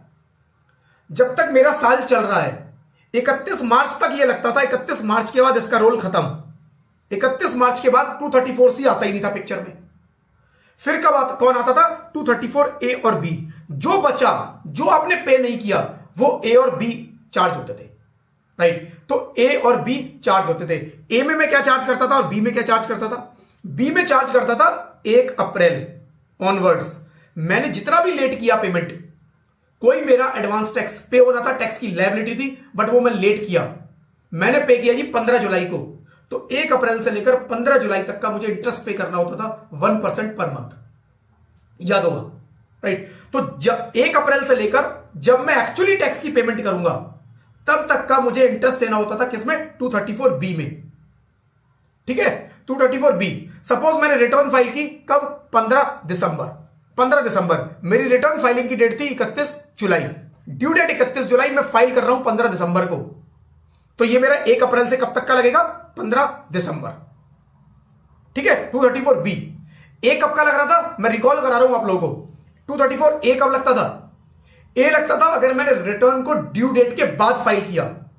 ड्यू डेट 31 जुलाई, तो 1 अगस्त, राइट, 1 अगस्त से मेरा ये 234 ए भी शुरू हो जाएगा।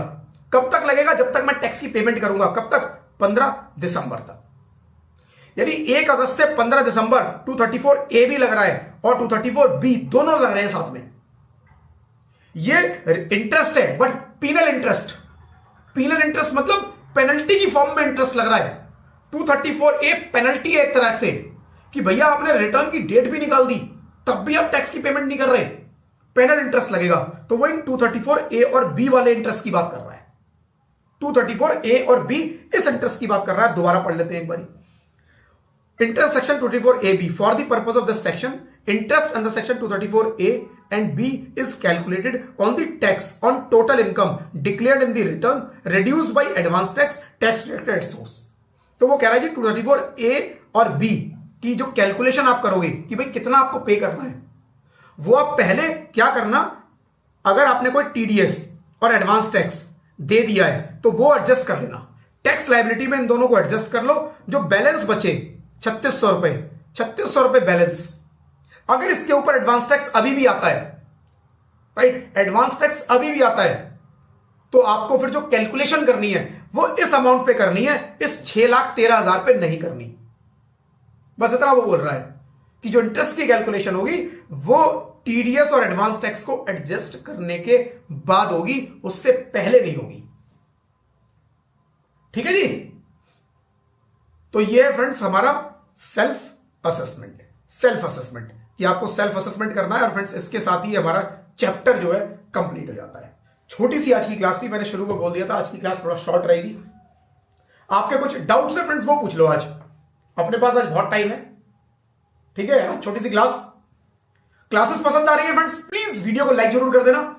चैनल पे अगर आप लोग नए हैं तो चैनल को सब्सक्राइब जरूर करना, नोटिफिकेशन बेल पे क्लिक जरूर करना, सो दैट फ्यूचर के सारे वीडियोस, फ्यूचर के सारे लाइव क्लासेस के नोटिफिकेशन भी आप लोगों तक टाइम से पहुंच पाए।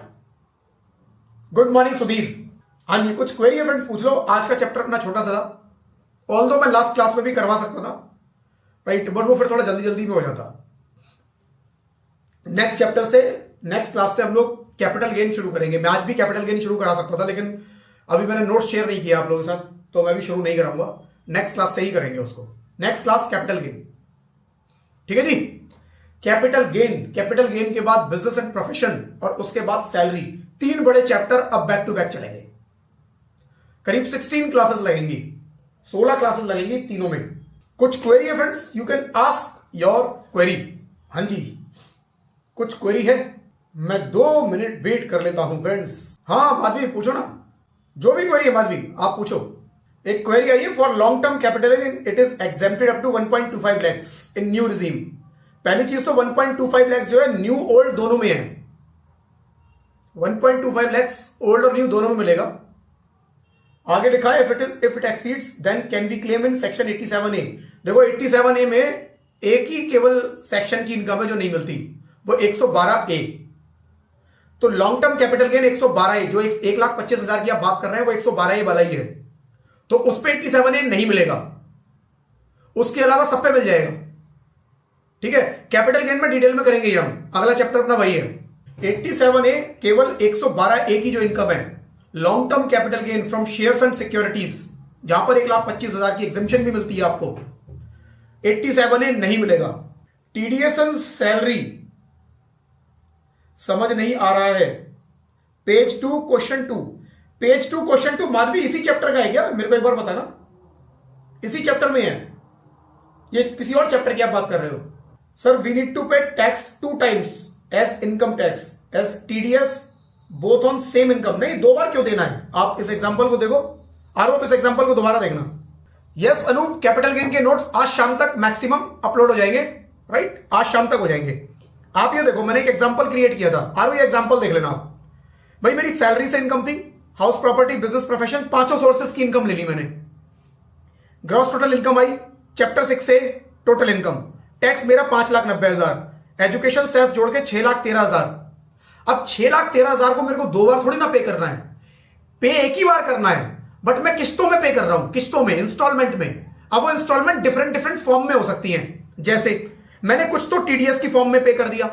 टीडीएस क्या है? मेरा किसी ने टैक्स काट के मैंने नहीं जमा कराया, किसी और ने मेरा जमा करा दिया टैक्स, ये भी तो मेरा ही टैक्स है, तो ये मैंने पे किया।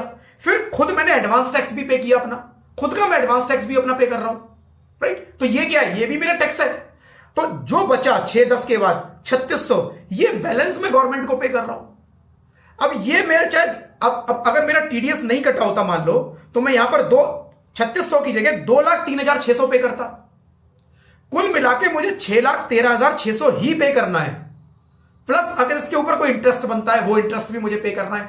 इंटरेस्ट कब पे करूंगा? एडवांस टैक्स और टीडीएस शॉर्ट पड़ गया तो मेरे को एडवांस इंटरेस्ट भी पे करना है। तो कुल मिला के पे तो मेरे को 6,13 ही करना है। मतलब ऐसा नहीं है कि 6,13 मुझे 2 बार 3 बार पे करना है, ठीक है ना? तो पे मुझे करना है, पर वो मल्टीपल फॉर्म्स में हो सकता है। It can be in the form of TDS, it can be in form of advance tax, और it can be in form of self assessment tax.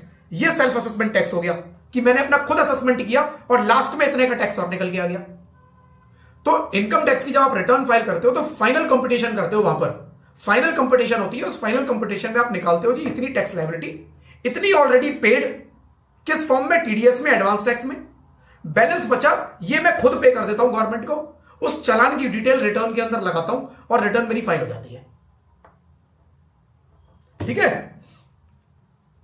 TDS TCS, अच्छा माधवी टीडीएस टीसीएस में कह रहे हो? 1 मिनट में ट्राई करता हूं खोलने का, 1 मिनट देना मेरे को, मैं इतने और क्वेरीज देख लेता हूं, ठीक है? मेरे को वो खोलना पड़ेगा एक्चुअली इसमें से। कैपिटल गेन के नोट्स मैंने बता दिया, और कोई क्वेरी नहीं है। माधवी की क्वेरी पड़ी है, चलो माधवी में एक बार मैं टीडीएस टीसीएस वाला चैप्टर खोल लेता हूं। उसके अंदर एक डाउट है, टीडीएस टीसीएस, लो जी, टीडीएस टीसीएस, टीडीएस टीसीएस में पेज नंबर 2 क्वेश्चन नंबर 2। अच्छा जी, पेज नंबर 2 क्वेश्चन नंबर 2। अच्छा ये एग्जांपल 1 है। माधवी ये वाला बोल रहे हो क्या आप? क्वेश्चन नंबर 2 ये एग्जांपल बोल रहे हो क्या आप? ये एग्जांपल जो है, और तो इस पर कोई क्वेश्चन है नहीं। माधवी यही वाला एग्जांपल है, example mister Rohan is working with 2 employer. एक बार यस और नो लिखना माधवी, मैं पढ़ देता हूं फिर दोबारा उसको। ओके, यही वाला है। तो mister Rohan is working with 2 employer, A limited and B limited. तो माधवी की क्वेरी बेसिकली टीडीएस टीसीएस से रिलेटेड है, और जो क्वेश्चन में पढ़ रहा हूं मोस्ट प्रोबेबली सैलरी से रिलेटेड भी है। अच्छा नो लिख दिया, कौन सा है माधवी एक बार मेरे को बताना फिर, क्योंकि इस पे तो क्वेश्चन नंबर 2 और कोई पेज नंबर 2 पे हूं, देखो मैं ये पेज 2 पे हूं और इस पे और कोई क्वेश्चन मुझे नजर नहीं आ रहा है। आप थोड़ा सा और डिटेल लिखो, थोड़ा सा स्टार्टिंग पॉइंट लिख दो, क्या है वो, page 2 question 2, page 2 question 2, salary से रिलेटेड यही है। माधवी और थोड़ा सा आप डिटेल और दोगे तो मैं बता देता हूं आपको क्या है। एडिट एम्प्लॉयर्स डिडक्ट, नहीं समझा मैं अभी भी। ये वाले पॉइंट की बात कर रहे हो क्या? ये deduction of tax source in case of payment from recognised provident fund, section 192A, point number 2। या तो ये पॉइंट नंबर 2 की आप बात कर रहे हो या इस एग्जांपल की बात कर रहे हो? इनमें से कौन सा है आप मेरे को एक बार बता दो। माधवी इन दोनों में से कौन सा एक बार प्लीज आप बताना, मैं पढ़ दूंगा आपके सामने ही। वैसे एग्जाम्पल 2 आपने लिखा हुआ है, एग्जाम्पल 2 कौन सा है? और तो कोई इसके ऊपर एग्जाम्पल है नहीं। माधवी थोड़ा सा और एक्सप्लेन करना तो मैं आपको फिर गाइड कर सकता हूं उसका। हाँ जी, किसी और की भी अगर कुछ क्वेरी है you can ask. If employer has deducted, example 1, ये वाला एग्जाम्पल है क्या? Mister Rohan is employed in ABC limited. Madhavi पर लिखना है एग्जाम्पल 1, ये वाला है, ये तो पेज नंबर 1 पे है, पहला ही पेज है। If mister Rohan is employed in ABC limited, salary 70,000। इसमें इशू क्या है माधवी, वो और लिखना, इसमें इशू क्या है एक बार इशू और लिखना। कोई पर्टिकुलर पॉइंट पे इशू है वो एक्सप्लेन कर देता हूं। एग्जाम्पल 1 पार्ट 2, अच्छा इसमें पार्ट 2 भी है, कोई देख लेते हैं। अच्छा ये वाला, इफ एम्प्लॉयर हैज डिडक्टेड, ये वाला पार्ट है, ओके समझ गया मैं, ठीक है ठीक है। If employer has deducted tax at source for the month of April and May and salary was increased to 80,000 पर month with effect from 1/6/2024, tax to be deducted in the subsequent instalment shall be. देखो मैं बताता हूं क्या है, मैं थोड़ा सा लॉजिक बता देता हूं फिर ये समझ में आ जाएगा। सैलरी के अंदर, बट टीडीएस के अंदर क्या है, मुझे पर्सन का टैक्स डिडक्ट करना है। सैलरी के केस में मुझे कैसे करना है, मुझे उसकी सैलरी शुरू में ही एसेस कर लेनी है। मैंने देखा जी शुरू में उसकी सैलरी जो है 1 लाख रुपए पर मंथ है, मैंने इंटू 12 करके 12 लाख रुपए निकाली। 12 लाख पे उसकी टैक्स लायबिलिटी निकाली। 12 लाख पे कितनी टैक्स लायबिलिटी निकलेगी? 12 लाख पे टैक्स निकलेगा उसका क्या कहते हैं 140 माइनस 90, 50,000 रुपए, 50,000 निकलेगा ना, एक बार देखना 50,000 50,000 निकलेगा, नहीं 50 नहीं निकलेगा, 50 नहीं निकलेगा सॉरी, 90,000 टैक्स निकलेगा, ठीक है। जो भी निकलेगा 90,000 रुपए मेरा टैक्स निकला। अब इस 90,000 रुपए में टैक्स कैसे काटूंगा? अप्रैल में मैंने हिसाब निकाला जी, पूरे साल में मैं उसको 12 महीने में 12 लाख रुपए पे करने वाला हूं, ठीक है। टैक्स निकलेगा उसके अंदर 90,000 रुपए। अब 90,000 को मैं क्या करूंगा, डिवाइडेड बाई 12 करूंगा, राइट। 90,000 डिवाइडेड बाई 12, और मैंने निकाला जी उसका 7,500 रुपए पर मंथ की टैक्स की डिडक्शन निकलेगी, राइट। तो टीडीएस उसका जो होगा ना, वो टीडीएस होगा 7,500 रुपए पर मंथ, 7,000 पर मंथ। अब मैंने क्या किया, अप्रैल में काट लिया, मई में काट लिया, जून में काट लिया, कितना 7,000 5,000 पर मंथ इंटू 3, कितना हो गया जी 22,500 रुपए। 3 महीने में मैं ऑलरेडी उसका 22,500 की डिडक्शन कर चुका। 1 जुलाई में उसका इंक्रीमेंट हो गया, सैलरी चेंज हो गई, सैलरी चेंज हो गई, चेंज हो गई कितनी हो गई जी 1 लाख। अब पहले 1 लाख थी, अब हो गई जी 1,25,000 रुपए, 1,25,000 रुपए पर मंथ हो गई। अब 1,25 पर मंथ हो गई, राइट। तो पूरे साल की सैलरी कितनी बनी जी, पूरे साल की आपने सैलरी का हिसाब निकाला जी 1,25 इंटू 9 एंड 1 लाख इंटू 3। पहले 3 महीने की 1 लाख के हिसाब से, बाद के 9 महीने की 1,25। पूरे साल की जो सैलरी अब उसको मिलेगी, पहले 3 महीने की 1 लाख के हिसाब से मिल चुकी, आगे के 9 महीने की 1,25,000 के हिसाब से निकलेगी। तो कितनी हो गई जी 1,25 इंटू 9, 1,25,000 मल्टीप्लाइड बाई 9, ये बना जी उसका 11,25,000, और 3 लाख उसकी सैलरी ऑलरेडी पे हो चुकी है। तो टोटल हो गया 11, 12, 13, 14,25,000। 14,25 की हमें उसको सैलरी पे करनी है। 14,25,000 पे टैक्स कितना बनता है जी, 1,25,000 रुपए का टैक्स बनता है। मैंने निकाला कि 1,25,000 रुपए की पूरे साल में टैक्स की लायबिलिटी आएगी। अच्छा यहां पर 1,25 में आपको सेस भी ऐड करना है, बट मैं अभी नहीं कर रहा हूं, मैं उसको इग्नोर कर रहा हूं। सेस सरचार्ज जो बनता है वो भी ऐड करना है, उसके बाद आपको डिवाइड बाई 12 करके देखना है, ठीक है। 12 महीने में कटेगा। अब मैंने निकाला 1 जुलाई को जी सैलरी इंक्रीमेंट हो गया, इंक्रीमेंट की वजह से उसकी जो पूरे साल की टैक्स लायबिलिटी पहले 90,000 आ रही थी, अब वो 1,25 की आएगी। पूरे साल की पहले निकालो, फिर उसमें देखो ऑलरेडी कितना काट चुके हो आप, ऑलरेडी टीडीएस डन, कितना हो गया जी 22,500, 1,25 माइनस 22,500, तो आपका 1,02,500 बैलेंस बचा। इस 1,02,500 को डिवाइडेड बाई 9 करके, राइट, 1,02,500 डिवाइडेड बाय 9 करके आप 11,388 या 88 89 जो भी बनेगा वो टीडीएस पर मंथ काटोगे। ठीक है, अब 11,388 के हिसाब से मैंने काटना शुरू कर दिया। हो सकता है 1 दिसंबर या 1 जनवरी को बहुत अच्छा परफॉर्मर है, उसकी सैलरी में फिर चेंज हो जाए, कंपनी 1.25 लाख की जगह 1.5 लाख रुपए उसकी सैलरी कर दे, तो आप फिर क्या करोगे? आप फिर देखोगे जी 1 लाख मेरे को 3 महीने के हिसाब से पे किया, 1 जुलाई से 31 दिसंबर 6 महीने का मैंने पे किया, फिर 3 महीने का 1.5 लाख के हिसाब से पे होगा, तो कितनी सैलरी बनी, कितना उस पर इनकम बनेगा, कितना उस पर टैक्स बनेगा। आप वो टैक्स की फिर कैलकुलेशन करोगे। जब भी सैलरी के अंदर कोई चेंज आएगा आप रिकैलकुलेट करोगे पूरे साल की टैक्स की लायबिलिटी, और उसके अंदर जो ऑलरेडी काट दिया प्रीवियस मंथ्स के अंदर जो ऑलरेडी डिडक्शन हो चुकी वो रिड्यूस कर दोगे, बैलेंस जो बचा उसको रिमेनिंग मंथ से डिवाइड करके टीडीएस काट दोगे। आपके पार्ट 2 में एग्जैक्टली वही हो रहा होगा। अब मैं पार्ट 2 के ऊपर आ जाता हूं। पार्ट 2 के अंदर क्या है, if employers deducted tax at source for the month of April में एंड सैलरी वाज इंक्रीज्ड 80,000 पर month with effect from 1/6/2024, tax shall be deducted in subsequent instalment shall be. तो उसमें क्या किया उसने, पहले 2 महीने की 70,000 के हिसाब से पे हो रखी है, बाद के जो उसकी 1 जून से उसकी इंक्रीमेंट हुआ तो 80,000 10 महीने के हिसाब से पे होगी, 9,40,000 की टोटल सैलरी हो गई उसकी। 940 में से स्टैंडर्ड डिडक्शन जो फ्लैट सबको मिलती है वो आपको मिलेगी। टैक्स की कैलकुलेशन करो पहले, अभी टैक्स को भूल जाओ कि कितना कट चुका क्या हुआ, ये सोचो पूरे साल की टैक्स की कैलकुलेशन हो रही है, राइट। 865 पे मेरी टैक्स की लायबिलिटी निकाल ली है जी, कितने की आई, 865 पे मेरी टैक्स की लायबिलिटी आ गई 36,500 रुपए की। रिबेट कुछ नहीं मिलेगी क्योंकि 6 लाख तक मिलती है, राइट। तो 35,600 उस पर मैंने एजुकेशन सेस भी ऐड कर दिया, 37,960 रुपए की मेरी टोटल टैक्स लायबिलिटी बनेगी पूरे साल में। पूरे साल में 37,960 रुपए की टैक्स लायबिलिटी बनेगी। ऑलरेडी मैं कितना काट चुका हूं टैक्स में, ऑलरेडी काट चुका हूं 4593। कैसे, आप इससे पहले पार्ट में हर महीने 2,200 रुपए के हिसाब से काटा होगा, 2,296 मल्टीप्लाइड बाई 2, अप्रैल और जून में 2 महीने टीडीएस कट चुका, तो 2,296 मल्टीप्लाइड बाई 2 करके कितना आएगा, ये 4,593 रुपए, ये ऑलरेडी मेरा कट चुका।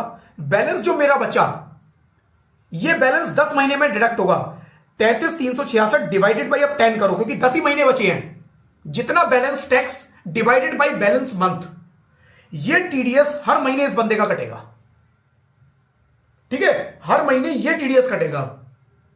जब भी सैलरी के केस में क्या होता है, नॉर्मली बाकी सब जगह आपने देखा फ्लैट रेट है कि 10%, 5%, 2%, 1% फ्लैट रेट, आपको देखना नहीं होता, दिमाग नहीं लगाना होता ज्यादा। सैलरी में क्या होता है, कैलकुलेशन करनी होती है। जैसे आप कंप्यूटेशन ऑफ इनकम बनाते हो ना, एग्जैक्टली वो कंप्यूटेशन इनकम सैलरी के केस में पहले एम्प्लॉयर उसकी बनाता है, उसके बाद देखता है जी पूरे साल की लायबिलिटी, और ये एडवांस में की जाती है, ये अप्रैल में ही कर लेता है, वो अप्रैल में ही निकालता है जी। अप्रैल में अगर मैं इसको पूरे साल की जो सैलरी पे करूंगा वो कितनी पे करूंगा और कितना टैक्स बनेगा, वो अप्रैल में ही निकाल लेता है, और फिर 12 महीने में उसको डिवाइड करके टैक्स की डिडक्शन होती है, राइट। तो हर एम्प्लॉय की टीडीएस की कैलकुलेशन डिफरेंट होती है, बिल्कुल हर एम्प्लॉय की टीडीएस की कैलकुलेशन डिफरेंट है, हर एम्प्लॉय की टैक्स लायबिलिटी डिफरेंट है, उसमें कोई फिक्स रेट है ही नहीं, वो तो एक्चुअल के बेसिस पर है। फिर बीच में कोई चेंज आ गया तो सिंपल लॉजिक, जब भी कोई चेंज आएगा आप क्या करोगे, पूरे साल की सैलरी दोबारा कैलकुलेट करो। भाई ये तो निकाल सकते हो कि कितना पे कर दी ऑलरेडी सैलरी, और इंक्रीमेंट हो गया, चेंज हो गया, ये डिक्रीज हो गई, सैलरी नॉर्मली डिक्रीज नहीं होती, मान लो जो भी हुआ उसके हिसाब से कितनी और बनती है, टोटल पूरे साल की सैलरी निकाल ली, उसके ऊपर टैक्स की कैलकुलेशन कर ली, आ गया जी टैक्स, इतना टैक्स पूरे साल का है, और उस पूरे साल के टोटल टैक्स में ऑलरेडी जो कट चुका प्रीवियस मंथ्स में वो हटा दो, बैलेंस ये टैक्स मेरा टैक्स और कटना है, बैलेंस मेरी टैक्स की ये लायबिलिटी और है, ये एम्प्लॉयर और काटेगा, कितने महीने में काटेगा, रिमेनिंग मंथ्स में, जितने भी महीने बचे हैं उससे डिवाइड करके बराबर बराबर काट लो। जब जब कोई चेंज आएगा तब तब रिकैलकुलेशन होगी एम्प्लॉय के केस में। ठीक है, माधवी क्लियर है अभी? और भी अगर फ्रेंड्स कुछ डाउट है तो आप पूछ सकते हो। और फ्रेंड्स कुछ डाउट है, माधवी का कंफर्मेशन आ गया है, क्लियर? चलो जी, कुछ और डाउट फ्रेंड्स आप पूछ सकते हो। कोई प्रीवियस चैप्टर में कोई इश्यू आ रहा है? या आज वाले अपने टॉपिक पे कोई क्वेश्चन है फ्रेंड्स? किसी को 101 डिस्कशन तो नहीं करना है? कुछ 101 डिस्कशन करना हो, यस नो लिखना एक बार। 101 डिस्कशन, कोई डाउट हो, कुछ क्वेरी है, 101 मेरे से डिस्कस करना चाहते हो, मैं उसके हिसाब से प्लान कर लूंगा अगर मेरे को लगेगा कि रिक्वायरमेंट है कुछ। किसी को फ्रेंड्स 101 अगर डिस्कशन करना है तो चैट बॉक्स में यस लिख देना, मैं देख लेता हूं कुछ है अगर तो फिर मैं प्लान कर लूंगा। वैसे तो देखो मेरी कोशिश रहती है कि डाउट आपके कम से कम आए, बट टैक्सेस एक ऐसा चैप्टर है फ्रेंड्स, डाउट कभी भी आ सकते हैं, किसी को भी आ सकते हैं, ठीक है ना। तो ऑल दो क्वेरीज आप क्लास में भी पूछ सकते हैं, बट फिर भी अगर कोई 101 डिस्कशन करना चाहता है तो वो आप यस लिख देना, मैं उसका भी कुछ ना कुछ ट्राई करूंगा अरेंज करने का। कई बार होता है कि हम लिख नहीं पाते, कुछ क्वेरीज लिखना पॉसिबल नहीं होता and you want to discuss, तो वो आप 101 डिस्कशन में आप बात करके बेसिकली डिस्कस कर सकते हो। हाँ जी फ्रेंड्स, कुछ और क्वेरी है तो पूछ लो, otherwise we will close this class. Next chapter capital gain. Classes पसंद आ रही हो तो वीडियो को लाइक जरूर करना फ्रेंड्स। चैनल पे अगर आप लोग नए हैं तो सब्सक्राइब जरूर करना। ज्यादा पसंद आ रही हैं तो प्लीज 2 बार सब्सक्राइब मत करना, क्योंकि आप एक्साइटेड होके कई बार 2 बार सब्सक्राइब कर देते हैं और दूसरी बार में वो अनसब्सक्राइब हो जाता है। तो अगर ऑलरेडी कर दिया है तो नहीं करना है, नहीं किया है तो करना है, एंड नोटिफिकेशन बेल पे क्लिक जरूर करना है, सो दैट फ्यूचर के सारे वीडियोस के नोटिफिकेशन आप लोगों तक, फ्यूचर की सारी लाइव क्लासेस के नोटिफिकेशन आप लोगों तक पहले पहुंच पाए। यस, कुछ और क्वेरी है फ्रेंड्स, यू कैन आस्क।